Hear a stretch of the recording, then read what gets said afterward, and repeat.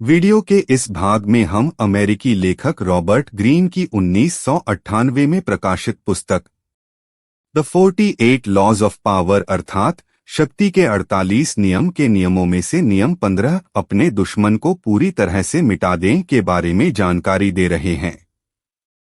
इस नियम अंतर्गत लेखक के विचार यह है कि मोजेम से लेकर आज तक के सभी महान लीडर्स जानते हैं कि जिस शत्रु से भय हो उसे पूरी तरह से कुचल देना चाहिए।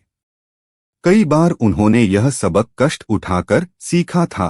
अगर एक भी चिंगारी बची रही तो चाहे यह कितनी ही मध्यम हो, अंततः आग भड़क उठेगी। शत्रु को पूरी तरह मिटाने के बजाय आधा कुचलने से बहुत नुकसान होता है। शत्रु फिर से शक्तिशाली बन जाएगा और प्रतिशोध लेगा। उसे पूरी तरह कुचल डालो, शरीर से ही नहीं बल्कि आत्मा से भी। कौटिल्य, भारतीय दार्शनिक, 3री सदी ईसा पूर्व की राय है कि दुश्मन के अवशेष भी बीमारी या आग के अवशेषों की तरह सक्रिय बन सकते हैं, इसलिए उन्हें पूरी तरह नष्ट कर देना चाहिए। हमें कभी दुश्मन को सिर्फ इसलिए नजरअंदाज नहीं करना चाहिए क्योंकि वह कमजोर हो गया है। घास के पूले में छूटी आग की चिंगारी की तरह ही वह भी कुछ समय बाद खतरनाक बन सकता है।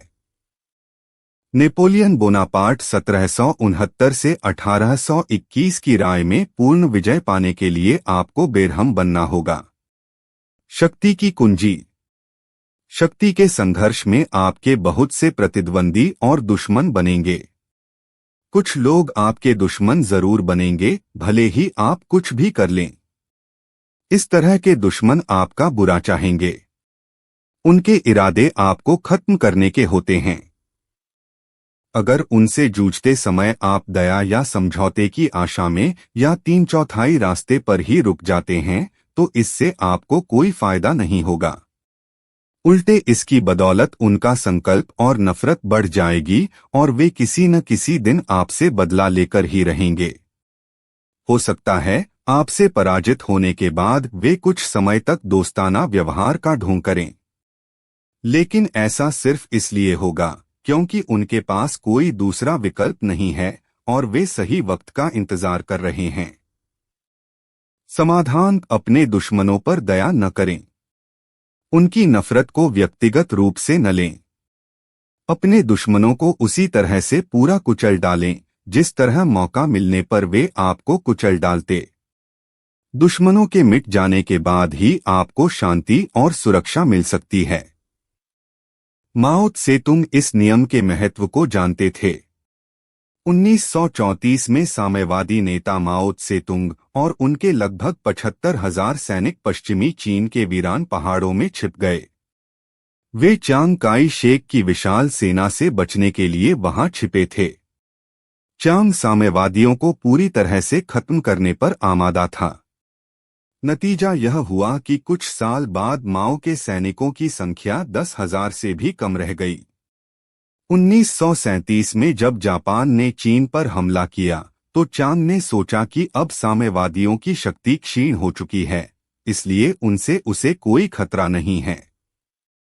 उसने साम्यवादियों का पीछा छोड़ने और जापानियों पर ध्यान केंद्रित करने का विकल्प चुना, लेकिन यह उसकी भूल थी। 10 साल बाद साम्यवादी इतने शक्तिशाली बन गए कि उन्होंने चांग की सेना को पछाड़ दिया। चांग दुश्मन को मिटा देने की बुद्धिमत्ता को भूल गया था, माओ नहीं भूले थे। माओ ने चांग का तब तक पीछा किया जब तक कि वह और उसकी पूरी सेना ताइवान के टापू पर नहीं भाग गई। आज तक मुख्य चीन पर चांग के शासन का कोई चिन्ह नहीं है। आधुनिक युद्धकला का सूत्र है पूर्ण विजय का लक्ष्य। युद्ध के प्रमुख दार्शनिक कार्ल वॉन क्लॉजेविट्स ने इसे अच्छी तरह से परिभाषित किया है। नेपोलियन के अभियानों का विश्लेषण करते हुए वॉन क्लॉजेविट्स ने लिखा है, हमारा दावा है कि दुश्मन की सेनाओं का पूरा विनाश ही हमेशा सबसे प्रमुख लक्ष्य होना चाहिए। बड़ी विजय हासिल करने के बाद आराम करने की या सुस्ताने की कोई चर्चा नहीं होना चाहिए। इसके बजाय लगे रहने, दुश्मन का पीछा करने, उसकी संपत्ति पर कब्जा करने उसके संसाधनों को नष्ट करने और हर उस चीज को खत्म करने की जरूरत है जिससे दुश्मन को सहायता और राहत मिल सके। इसका कारण यह है कि युद्ध के बाद हमेशा समझौता होता है और दोबारा क्षेत्र का बंटवारा होता है। अगर आप सिर्फ आधी अधूरी जीत हासिल करेंगे तो आप युद्ध में जीती लगभग सभी चीजें समझौते में हार जाएंगे। समाधान आसान है, अपने दुश्मनों के सामने कोई विकल्प न छोड़े, उन्हें पूरी तरह मिटा दें। इसके बाद उनका इलाका आपका हो जाएगा, जिस पर आप अपनी मनचाही योजनाएं लागू कर सकते हैं। शक्ति का लक्ष्य दुश्मनों को पूरी तरह से नियंत्रित करना और अपनी इच्छा का पालन करवाना है। आप आधे रास्ते तक पहुंचकर यह हासिल नहीं कर सकते। अगर दुश्मनों के पास कोई विकल्प नहीं होगा तो उन्हें मजबूरन आपकी बात माननी पड़ेगी। युद्ध के मैदान के अलावा भी इस नियम के कई उपयोग हैं। समझौता वह खतरनाक नाग है जो आपकी विजय को डस लेगा, इसलिए अपने दुश्मनों को समझौते का, उम्मीद रखने का, रणनीति बनाने का कोई मौका ही न दें। उन्हें मिटा दें और झंझट खत्म करें।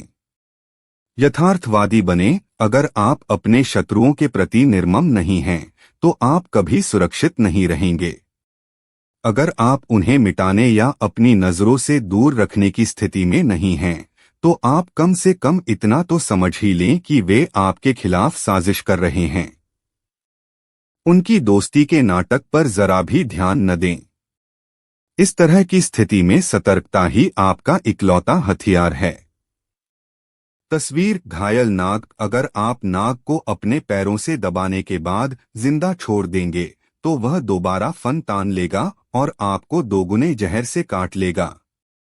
हारा हुआ शत्रु भी अधमरे नाग की तरह होता है, जिसे आप दोबारा शक्तिशाली बनने का मौका देते हैं। समय के साथ साथ उसका जहर बढ़ता जाता है। विशेषज्ञ निकोलो मैकियावली 1469 से 1527 की राय इस बात पर ध्यान दें कि लोगों को या तो पुचकारा जाना चाहिए या पूरी तरह मिटा देना चाहिए। छोटी चोटों के लिए तो वे प्रतिशोध लेंगे, लेकिन बड़े आघातों के लिए वे प्रतिशोध नहीं ले सकते। इसलिए मनुष्य को इस तरह से चोट पहुंचाना चाहिए ताकि हमें उसके प्रतिशोध से डरने की जरूरत ही न पड़े। वीडियो के इस भाग में हमने शक्ति के 48 नियम के नियमों में से नियम 15 अपने दुश्मन को पूरी तरह से मिटा दें के बारे में विस्तार से जाना। वीडियो के अगले भाग में हम नियम 16 सम्मान पाने के लिए दूरी बनाए के बारे में विस्तार से जानेंगे।